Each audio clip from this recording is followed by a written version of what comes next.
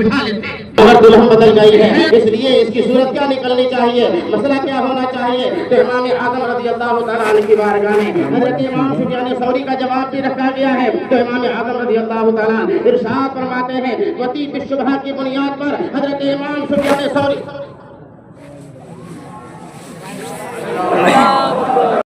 آپ کی بارگاہ میں پیش کی گئی، تو سیدنا امام سفیان ثوری رضی اللہ تعالیٰ عنہ نے جو جواب دیا تھا آپ نے ارشاد فرمایا یہ وطی بشبہ ہے، اور ان کا جواب اپنی جگہ پہ صحیح ہے، مگر امام اعظم رضی اللہ تعالیٰ عنہ جو جواب دے رہے ہیں اسے آپ اور سماعت فرمائیں۔ امام اعظم رضی اللہ تعالیٰ عنہ یہ جواب دے رہے ہیں، دونوں بھائیوں کو بلایا گیا اور آپ نے فردن اکیلے میں ان سے ملاقات کی، اور ملاقات کرنے کے بعد امام اعظم رضی اللہ تعالیٰ عنہ نے ایک سے پوچھا رات جس لڑکی کے ساتھ تم نے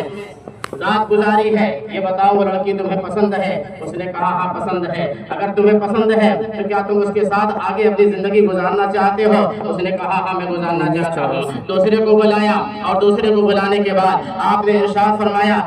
جس لڑکی کے ساتھ تم نے زندگی کل رات گزاری ہے یہ بتاؤ کہ وہ تمہیں لڑکی پسند ہے؟ اس نے کہا مجھے لڑکی پسند ہے۔ فرمایا جب تمہیں لڑکی پسند ہے کیا تم اس کے ساتھ اپنی زندگی گزارنا چاہتے ہو؟ اس نے کہا ہاں میں اس کے ساتھ زندگی گزارنا چاہتا ہوں۔ اب اس کے بعد امام اعظم رضی اللہ تعالیٰ عنہ فقہاء کے درمیان اور علماء اور عوام کے درمیان ارشاد فرماتے ہیں کہ مسئلہ اب اس صورت میں یہ ہے کہ جس کا نکاح جس لڑکی کے ساتھ ہوا تھا وہ اسے طلاق دے دے، اور طلاق دینے کے بعد اسے مہر ادا کر دے، اور جس لڑکی کے ساتھ اس نے کل رات گزاری ہے اس کے ساتھ نیا نکاح کر لیا جائے، اور اس طریقے سے دونوں ایک دوسرے کے ساتھ زندگی گزارے۔ امام اعظم رضی اللہ تعالیٰ عنہ نے جس مسئلے کو بتایا ہے اس میں جو ہے اس طریقے کا معاملہ ہے کہ امام اعظم رضی اللہ تعالیٰ نے غیرت کا لحاظ فرمایا ہے، اس لیے کہ اگر وطی بشبہ کی بنیاد پر بات جو ہے وہ پھر بدل دی جاتی، پھر اس کے بعد دو بھائی ہیں دو بہنیں ہیں ہمیشہ ایک دوسرے کا سامنا ہوتا رہتا، اس لیے امام اعظم رضی اللہ تعالیٰ نے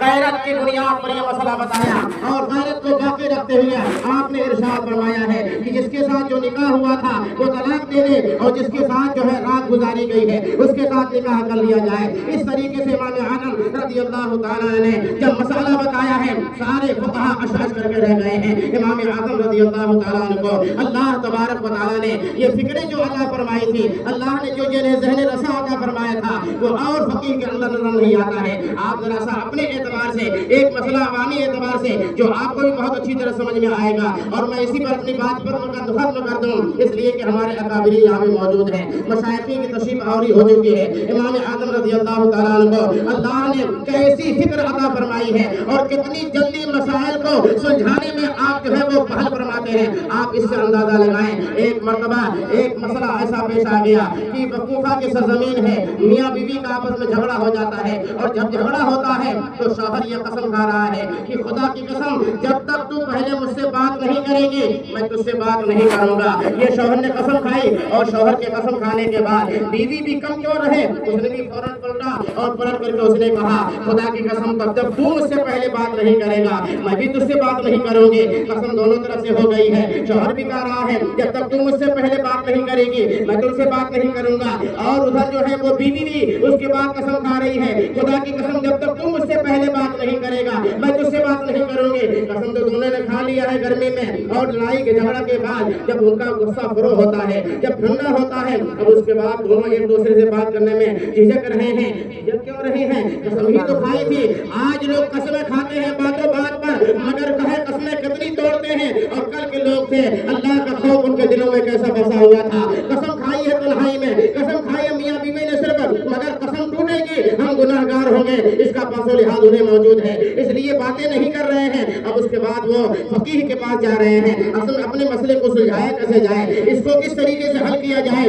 اس لیے اس مسئلے کے حل کے لیے حضرت سیدنا امام سفیان ثوری رضی اللہ تعالیٰ عنہ جو کوفے کے بہت بڑے فقیہ ہیں ان کی بارگاہ میں شوہر جاتا ہے، اور جانے کے بعد اپنا مسئلہ رکھتا ہے کہ اس طرح کا مسئلہ میری اور میری بیوی کے درمیان ہو گیا ہے، اور پہلے میں نے قسم اس طرح سے کھائی ہے، اسی کے جواب میں میری بیوی نے بھی یہ قسم کھا لی ہے، اس لیے آپ اس مسئلے کا حل فرمائیں۔ تو سیدنا امام سفیان ثوری رضی اللہ تعالیٰ ارشاد فرماتے ہیں کہ جو پہلے بات کرے گا اس کی قسم ٹوٹے گی، وہ حانث ہوگا اور اسے قسم کا کفارہ دینا پڑے گا۔ یہ فرماتے ہیں جو پہلے بات کرے گا وہ حانث ہوگا، اس کی قسم ٹوٹے گی، اور جب قسم ٹوٹے گی تو اسے قسم کا کفارہ دینا پڑے گا۔ اب وہ بہت متفکر ہوا، قسم کا کفارہ کہاں سے دوں، اتنی دولت تو میرے پاس نہیں ہے،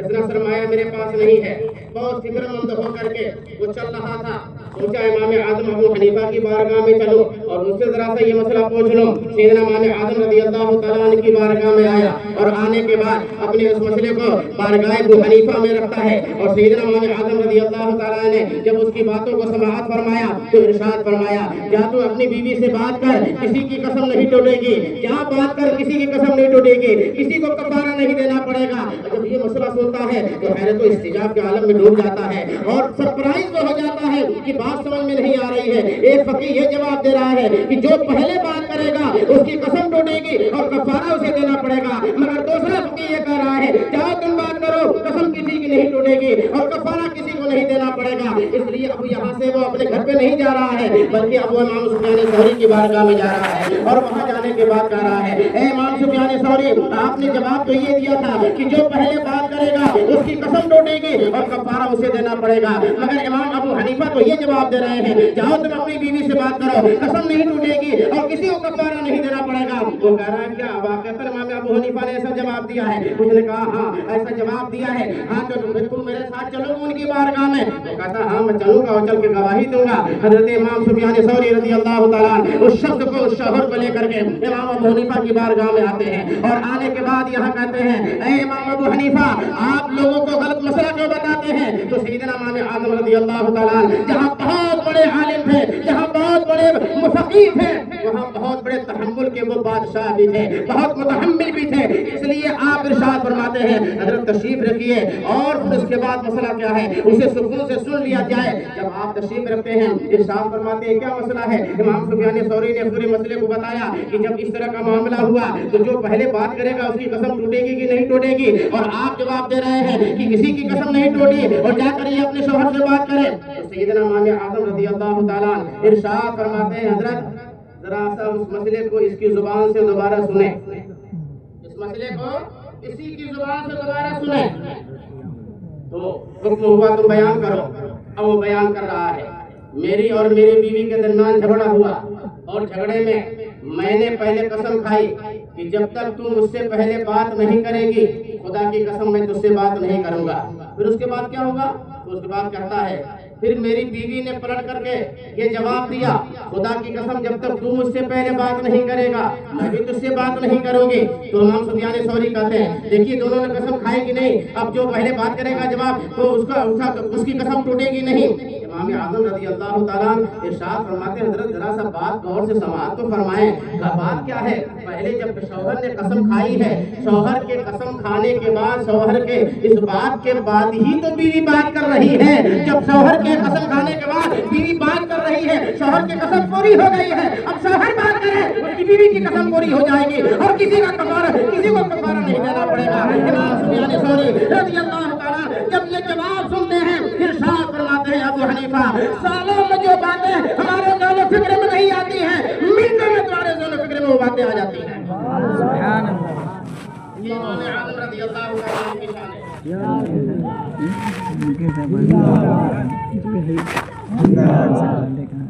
اللہ تبارک و تعالیٰ نے انہیں صرف فقہ کی دولت سے نہیں مالا مال فرمایا تھا، وہ اپنے زمانے کے سارے تاجروں کے سردار تھے اور تجارت انہوں نے کتنی شاندار فرمائی ہے۔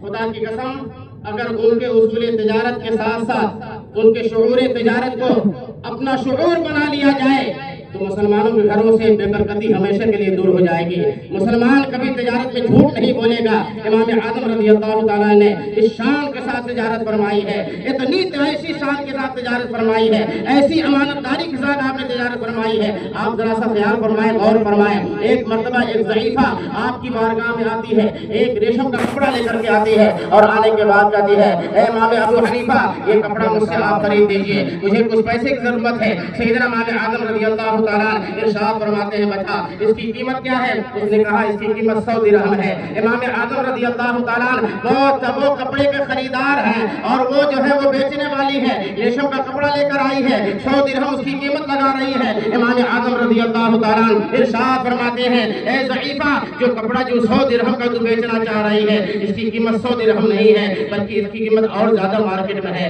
یہ بہت مہنگا کپڑا ہے، یہ بہت قیمتی کپڑا ہے۔ کوئی تاجر جو مال خریدتے وقت اس طرح کی بات اپنے کسی جو ہے اپنے مد مقابل سے کر رہا ہو، جہاں وہ مال خریدنے جا رہا ہو اس طرح کی بات کر رہا ہو، مگر امام اعظم رضی اللہ تعالیٰ جواب دے رہے ہیں اے ضعیفہ جو قیمت لگا رہی ہے کپڑے کی قیمت جو ہے کم لگا رہی ہو، کپڑے کا ویلو اس سے زیادہ ہے، کپڑا اس سے زیادہ مہنگا ہے، کپڑا اس سے شاندار ہے، اس لیے اس کی قیمت زیادہ ہونی چاہیے۔ اب اس کے بعد دوبارہ وہ لگاتی ہے 200 درہم میں لے لیجئے، امام اعظم کہتے ہیں یہ بھی قیمت کم ہے، پھر کہتی ہے 300 درہم میں لے لیجئے، امام اعظم کہتے ہیں یہ بھی کم ہے، ضعیفہ کہتی ہے آپ مجھ سے مذاق کر رہے ہیں، امام اعظم فرماتے ہیں میں مذاق نہیں کر رہا ہوں بلکہ اس کی قیمت اور زیادہ ہے۔ امام اعظم رضی اللہ تعالیٰ نے وہ کپڑا جو 100 درہم قیمت لگائی جا رہی تھی اس ضعیفہ عورت سے آپ نے 400 درہم میں خریدا ہے، 400 درہم میں وہ کپڑا خریدا۔ یہ آپ کے خریدار کی صورت میں سامنے آ رہے ہیں اور آپ ذرا سا بائیں کی صورت میں دیکھیے امام اعظم کیسے جو ہے فروخت کر رہے ہیں۔ ایسے ہی ایک ضعیفہ آپ کی بارگاہ میں آتی ہے اور آنے کے بعد کہتی ہے کہ اے ابو حنیفہ میں ناتما عورت ہوں، میرے پاس اتنے مال و دولت نہیں ہے، مجھے یہ کپڑا پسند ہے مگر میں لینا ایسے چاہتی ہوں کہ جو تمہاری خریدی کی جو قیمت ہے وہی قیمت مجھ سے لے لو، جتنے میں تم نے خریدا ہے اتنے ہی مجھے بیچ دو، میں اتنے میں لینا چاہتی ہوں۔ آج کا معاملہ یہ ہے کہ دکانوں پہ جائیے آپ مت پوچھئے کتنے میں تم نے خریدا ہے، وہ اپنا حلف پکڑ کے ماں کی قسم میں نے اتنے میں لیا ہے، باپ کی قسم میں نے اتنے میں لیا ہے، پوچھا کس نے کہ اپنے باپ نے کتنے میں لیا ہے، مال آپ کا ہے، قیمت آپ طے کر لیجئے، قیمت کس سے پاس ہونی چاہیے۔ مگر آج جو ہے باتوں بات میں جب قسمیں کھاتے ہیں اور بعض لوگ ایسے ہوتے ہیں فوراً درود شریف پڑھنا شروع کر دیتے ہیں اور ان کو یہ معلوم ہی نہیں ہے کہ کپڑا فروخت کرتے وقت جو ہے اس طرح کے ورد اور اعراض و وظائف نہیں کیے جاتے ہیں۔ امام اعظم رضی اللہ تعالیٰ عنہ کی بارگاہ میں وہ آتی ہے اور آنے کے بعد جب وہ کہہ رہی ہے کہ آپ مجھے اپنے خریدی قیمت پہ دے دیجئے، امام اعظم رضی اللہ تعالیٰ عنہ جس کپڑے کو وہ اپنے ہاتھوں میں لے کر کے خریدی قیمت پہ مانگ رہی ہے، امام اعظم رضی اللہ تعالیٰ عنہ ارشاد فرماتے ہیں اے ضعیفہ یہ 4 درہم کا کپڑا ہے اسے تم لے لو۔ وہ بڑھیا کہتی ہے، وہ ضعیفہ کہتی ہے اے ابو حنیفہ تم مجھ سے مذاق کر رہے ہو، یہ کپڑا 4 درہم کا نہیں ہے، اگرچہ میں جو ہے وہ کمزور ہوں، اگرچہ میرے پاس اتنی دولت نہیں ہے مگر میں کپڑے کو پہچان رہی ہوں، کپڑے کی قیمت کیا ہونی چاہیے وہ میں اچھی طرح جانتی ہوں، یہ 4 درہم نہیں ہونا چاہیے، اس کی قیمت اور زیادہ ہونی چاہیے۔ امام اعظم رضی اللہ تعالیٰ ارشاد فرماتے ہیں معاملہ اصل میں یہ ہے کہ یہ کپڑا میں نے اکیلے نہیں خریدا ہے، اس کے ساتھ ایک اور کپڑا میں نے خریدا تھا اور جب ایک اور کپڑا خریدا تھا میں نے اس کپڑے کو بیچ دیا ہے، بیچنے کے بعد اب جو ہے جو خریدی قیمت جب میں لگا رہا ہوں تو 4 ہی درہم آتے ہیں، اس لیے تم 4 ہی درہم کا یہ کپڑا پڑ رہا ہے، 4 درہم میں اسے لے لو۔ امام اعظم رضی اللہ تعالیٰ اس شان کی تجارت فرما رہے ہیں۔ امانت کا معاملہ یہ ہے کہ امام اعظم رضی اللہ تعالیٰ کی بارگاہ میں امانتیں رکھی جاتی تھیں اور جس طرح سے رکھی جاتی تھیں اسی طریقے سے امام اعظم ان امانتوں کو واپس فرمایا کرتے تھے، یہاں تک کہ جب آپ کا انتقال ہو گیا ہے تو آپ کے پاس امانتیں لوگوں کے پاس 5 کروڑ درہم کی تعداد میں رکھی ہوئی تھی، 5 کروڑ درہم آپ کی بارگاہ میں آپ کے امانت کے خزانے میں امانت کی جگہوں پہ جو ہے وہ امانتیں رکھی ہوئی تھی۔ امام اعظم رضی اللہ تعالیٰ کتنے شاندار امین تھے اور کس طریقے سے لوگ جو ہے ان پر بھروسہ کیا کرتے تھے، مگر جس طریقے سے لوگ بھروسہ کرتے تھے اسی طریقے سے لوگ حسد بھی کیا کرتے تھے، ان کے ساتھ بغض بھی رکھا کرتے تھے، ان کو نیچا دکھانے کی کوشش بھی کیا کرتے تھے، مگر اللہ تبارک و تعالیٰ نے ہر مقام پر ہر جگہ پر امام اعظم رضی اللہ تعالیٰ کی حفاظت فرمائی ہے، اسی لیے اللہ تبارک و تعالیٰ نے انہیں ایسا وہ انعام عطا فرمایا کہ آج بھی روئے زمین پر سب سے زیادہ کسی امام کے مقلد پائے جاتے ہیں تو سب سے زیادہ حنفی پائے جاتے ہیں، امام اعظم کے مقلد پائے جاتے ہیں۔ اور اگر آپ کو امام اعظم رضی اللہ تعالیٰ عنہ کا جلوہ دیکھنا ہے، ان کی فقہ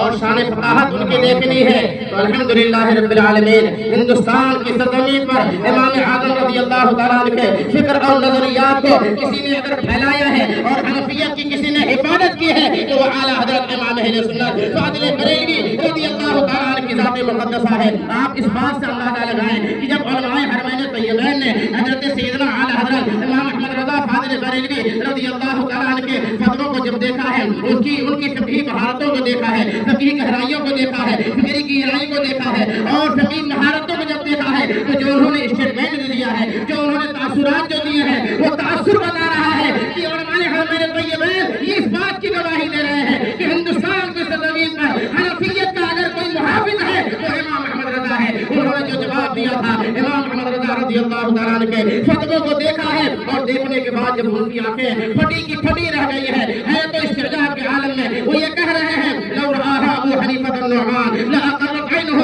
ولجعل مؤلفها من جملۃ الاصحاب. اگر امام اعظم ابو حنیفہ رضی اللہ تعالیٰ عنہ امام محمد رضا کے ان فتووں کو دیکھ لیتے تو ان کی آنکھیں ٹھنڈی ہو جاتی اور اپنے شاگردوں کی سب میں بٹھا لیتے. ہندوستان کی سرزمین پر امام اعظم کا سچا نائب امام محمد رضا فاضل بریلوی رضی اللہ تعالیٰ عنہ کی ذات مقدسہ گزری ہے. اسی لیے دنیا بے باکانہ انداز میں اور بغیر کسی تفکر کے یہ کہہ رہی ہے وادی رضا کی وہ ہمارا رضا کا ہے. یہ سند دیکھیے وہ علاقہ رضا کا ہے. انہوں نے تو لکھا ہے بہت علم دین پر جو کچھ ہے اس صدی میں وہ تنہا رضا کا ہے. امام محمد رضا زندہ باد. مسلک امام محمد رضا پائندہ باد. السلام علیکم.